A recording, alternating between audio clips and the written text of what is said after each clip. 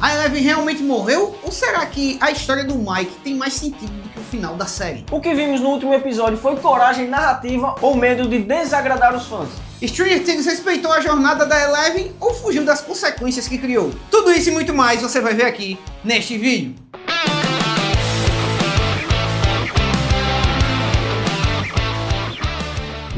Senta a bunda no sofá, Que o Nerdflix tá no ar. Stranger Things acabou. E hoje a gente não vai falar da série inteira. Hoje o foco é nela, a Eleven, a On, a Jane. A personagem que nasceu como experimento, virou arma, símbolo, heroína e terminou do jeito mais polêmico possível. Foi um encerramento digno pra 11? Ou os irmãos Duffer simplesmente fugiram aí da responsabilidade? Quem a Eleven é no final? A Eleven do último episódio não é aquela criança assustada da primeira temporada. Ela já passou por maus bocados, isolamento, manipulação emocional e perda. Ela é o coração da série, mas também o maior peso dramático da série. E o problema começa justamente aí, porque Stranger Things deu a entender que a jornada da Eleven teria um preço. Só que quando esse preço chega, a série parece hesitar. O último episódio tenta vender a ideia de que a Eleven finalmente cumpriu seu destino, mas ao mesmo tempo não tem coragem de mostrar o seu impacto real disso. Fica tudo suspenso, nebuloso, confortável demais e meio que o fã da série aí que tem que acreditar se ela morreu ou não. Vamos falar de um dos pontos que mais gerou revolta, né? Os poderes da Eleven. Durante a temporada inteira, ela sofre para mover coisas simples. Ela falha, cai, sente dor, sangra. Sem lembrar que na temporada passada ela estava derrubando helicóptero e agora estava se esforçando ao máximo para virar um caminhão, levantar uma chapa de metal. Então o cara deu uma nerfada grande aí ela nessa temporada. E aí no clímax ela simplesmente aí ignora qualquer limite estabelecido antes. Não existe construção, só explosão. É tipo como se você se esforçasse vários anos para no final das contas só saber dar um pulo e fazer aquilo que já fazia antes. Não é sobre ela ser forte, a Eleven sempre foi absurdamente poderosa. O problema é o roteiro tratar poder como um botão de emergência. Até aquela cena lá para levantar a placa de metal, parece que ela tá usando seus poderes no máximo. Isso aí não tem condições, né? E o caminhão também, como eu falei. Quando a regra muda só para salvar a cena, não é uma evolução de personagem, é uma conveniência narrativa, não é, Brilho? Verdade.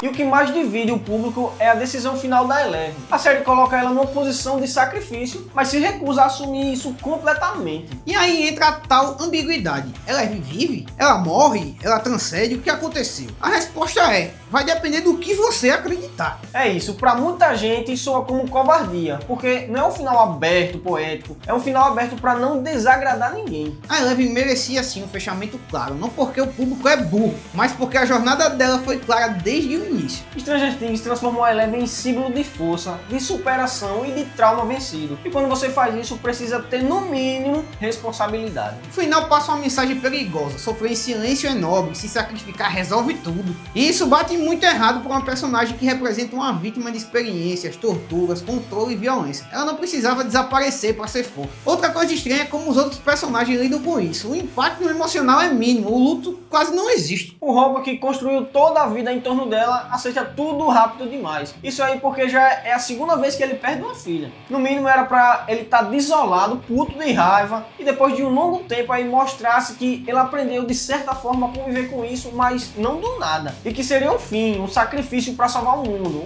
O Mike transforma tudo em história, literalmente, né? Parece até que a Eleven vira uma ideia, não mais uma pessoa. E isso dói mais do que qualquer morte explícita. A Eleven não precisava vencer tudo sozinha. A série sempre falou sobre amizade, união, coletivo, mas no final volta tudo pra ela. Eles podiam ter tirado os poderes dela de vez, podiam ter deixado ela viva, humana, comum. Isso sim seria subversivo. Ou então assumir o sacrifício sem medo. Não esse meio termo aí que tenta agradar os fãs. E sem falar que eu acho que a teoria do Mike é sim muito verdade. A Eleven não foi de arrasta pra cima. Porque quando a gente vê o caminhão chegando, lá tá a Kryptonita, né? Aqueles aparelhos sonoros estão todos virados lá pro caminhão e pro portal. E mostra também, tem a imagem aqui, que você pode ver da Eleven descendo do caminhão cercada por militares. Então os poderes dela não tá funcionando, cara. Ela não consegue usar os poderes, e mesmo que ela conseguisse usar os poderes, ela ia conseguir dar um salto lá pra cima, passando por cima de todo mundo e chegando lá no portal sem ninguém ver, porque todo mundo ficou assim: cadê a Eleven? Cadê, meu Deus? Né? Falando...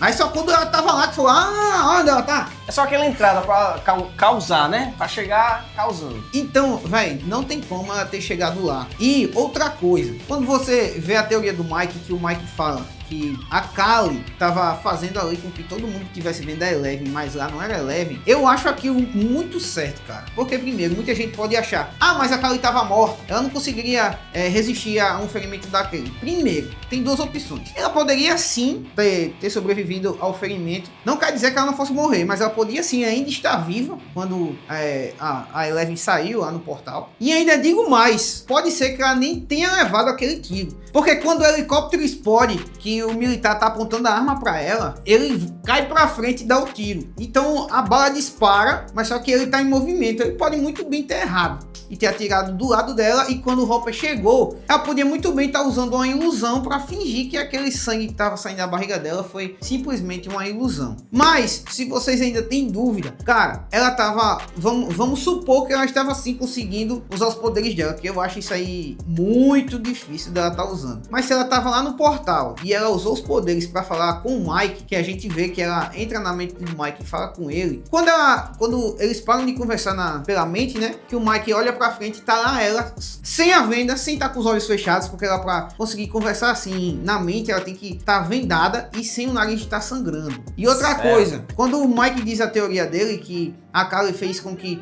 ela saísse de lá do meio dos militares como se estivesse invisível, né? Ninguém tava vendo ela. E ela entrou e saiu, fugiu pelos túneis. Então, provavelmente ela já estava longe o suficiente da Kryptonita para poder conseguir conversar com o Mike à distância. E por isso que a Eleven que estava no portal não estava com o nariz sangrando, justamente porque ela era simplesmente uma ilusão. Tanto que tava... É uma ilusão, tipo, até, né, a roupa que ela tinha visto a Kali pela última vez. Tanto que quando começou a se destruir tudo lá, o mundo divertido, deu uma ventania que derrubava a casa, derrubava tudo, saia arrastando tudo, e ela simplesmente nem se mexia, nem o cabelo balançava, nada. É uma força contrária, vindo pra cá e ela paradinha aqui, ó. Como ela conseguiria ficar ali tranquila daquele jeito? E não mostra ela morrendo, só mostra a fumaça passando e acabou. E a galera fala, sim, mas a Kali deveria ter morrido.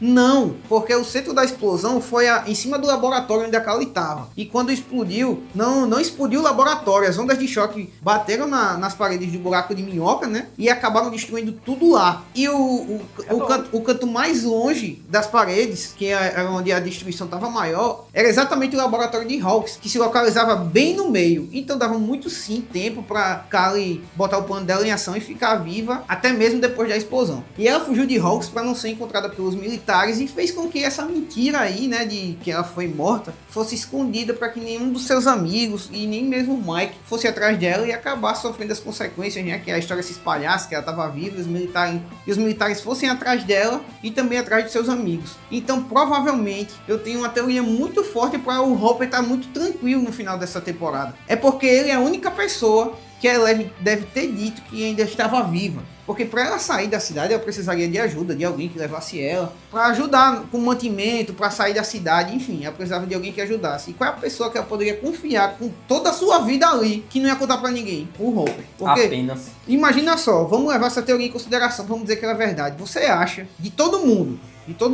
se o Mike chegasse chorando, triste, como se o mundo tivesse acabado porque a Eleven morreu, e o Will, por exemplo, soubesse que a Eleven tá viva, ou o Dustin, Lucas, qualquer pessoa, a Max, qualquer pessoa, se chegasse e visse o Mike daquela forma, iria contar que a Eleven estava viva.